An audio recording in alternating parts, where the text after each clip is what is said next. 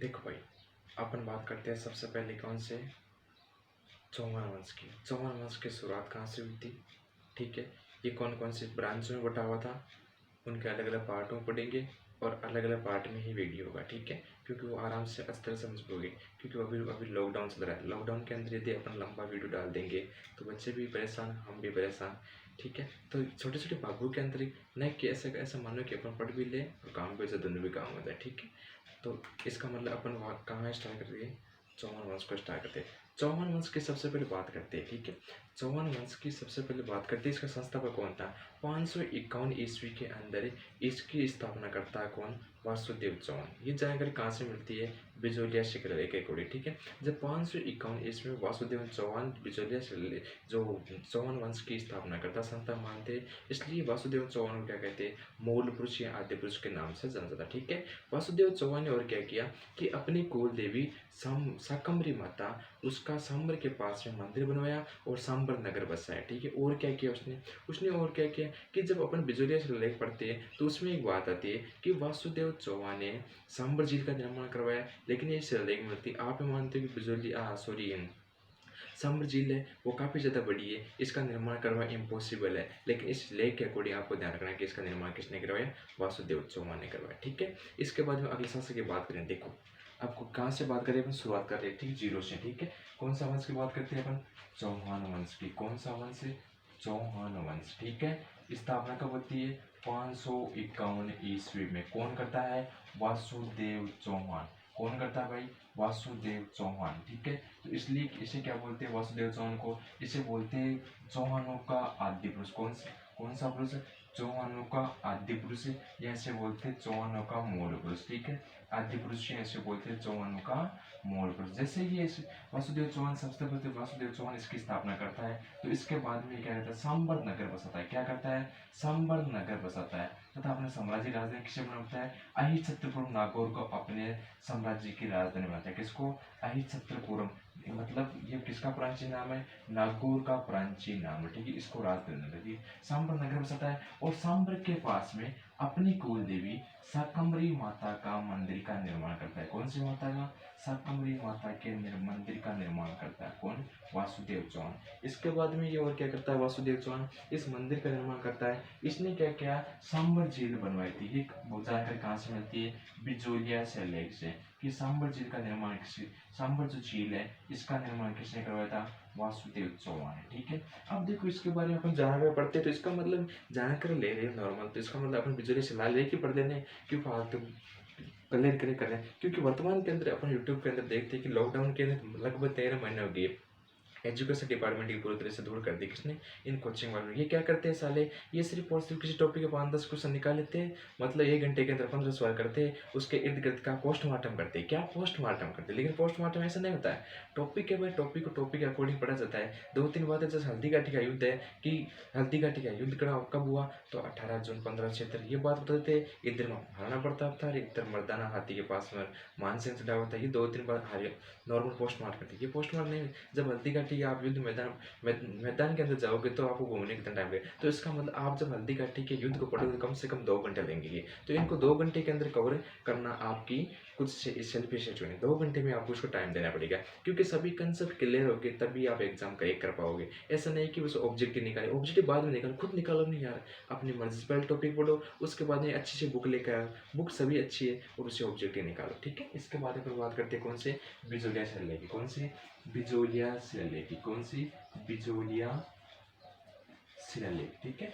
बिजोलिया शिलालेख क्या कर रहा है, बिजोलिया शिलालेख को अन्य किस नाम से जाना है, इसे बोलते हैं उत्तमाद्री शिलालेख। कौन सा, उत्तमाद्री शिलालेख के नाम से भी जाना जाता है। कौन सा है, उत्तमाद्री शिलालेख के नाम से भी जाना जाता है, ठीक है।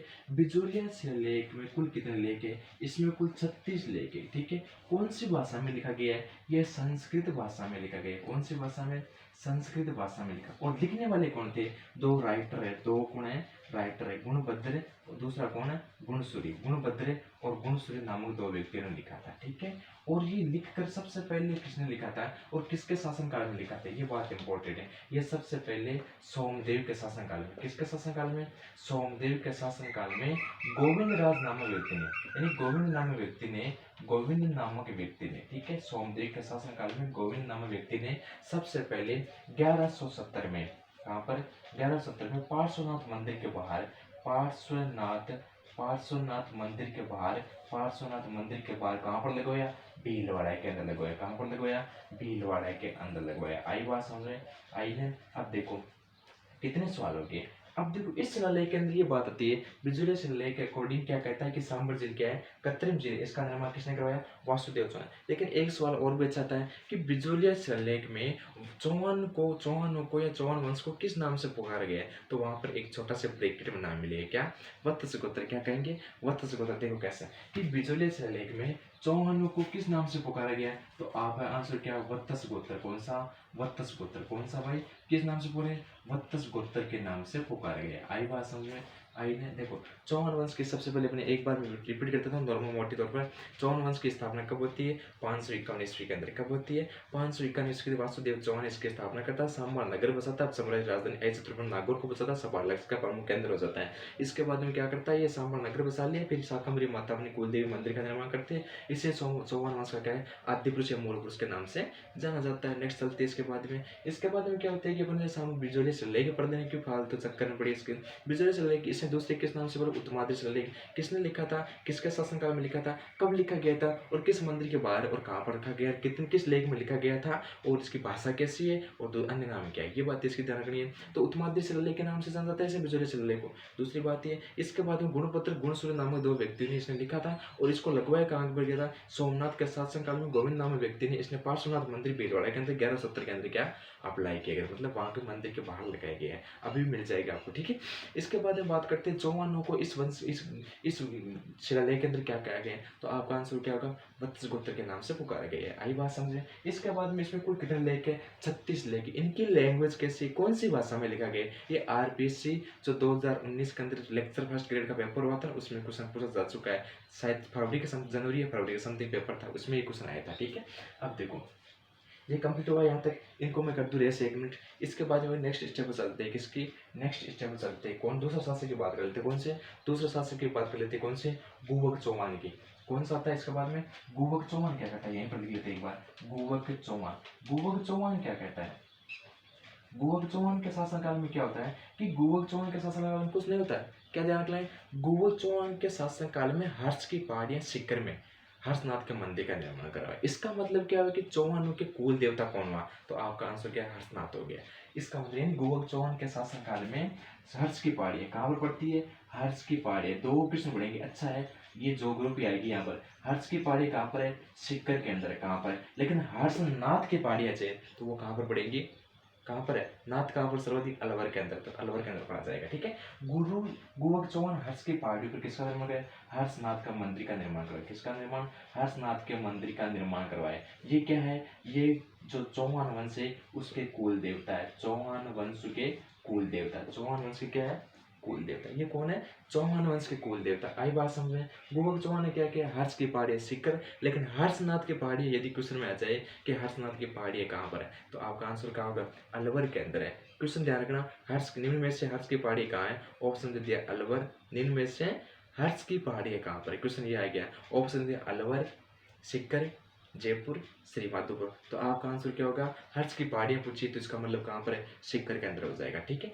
इसके बाद अपन बात करते हैं कि क्वेश्चन ये आ जाए कि हर्षनाथ की पहाड़ियां कहाँ पर है, तो डायरेक्ट आपका आंसर कहाँ पर जाएगा, अलवर जाएगा। ये दोनों क्वेश्चन डायरेक्ट ज्योग्राफी, जब आपको ज्योग्राफी क्लियर करूंगा तो वहाँ पर संपूर्ण डिटेल आ जाएगी, ठीक है। ये यहाँ तक समझ में आया, इनको एक बार रिपीट कर लेने मेरी तरफ से, बार बार रिपीट करो उतनी चीज़ें ज़्यादा समझ में आएगी, क्योंकि frequency is well make perfect full for your topics, ठीक है। आप जितनी बार टॉपिक को पढ़ेंगे उतनी बार वो आपको ज़्यादा याद होंगे, ठीक है, बार बार रिपीट से। अब देखो नेक्स्ट बात करते हैं कौन सी, इसके बाद नेक्स्ट आंसर आता है गुवक चौहान। गुवक चौहान क्या कहता है, गुवक चौहान आपको पता है क्या कहता है, गुवक चौहान छोटी सी बात करता है कि उसने क्या किया, उसने अपनी कुल देवता, कौन सा कुल देवता, हर्ष की पहाड़ी में हर्षनाथ के मंदिर का निर्माण करवाया। किसने करवाया था, गुवक चौहान ने, ये तो आपको पता है। इसके बाद में अपन नेक्स्ट शासक की बात कर लेते हैं। अब देखो 2 क्वेश्चन आते हैं, अच्छा है, बहुत ही अच्छे क्वेश्चन है कि चौहानों में से सबसे शक्तिशाली शासक किसे माना जाएगा?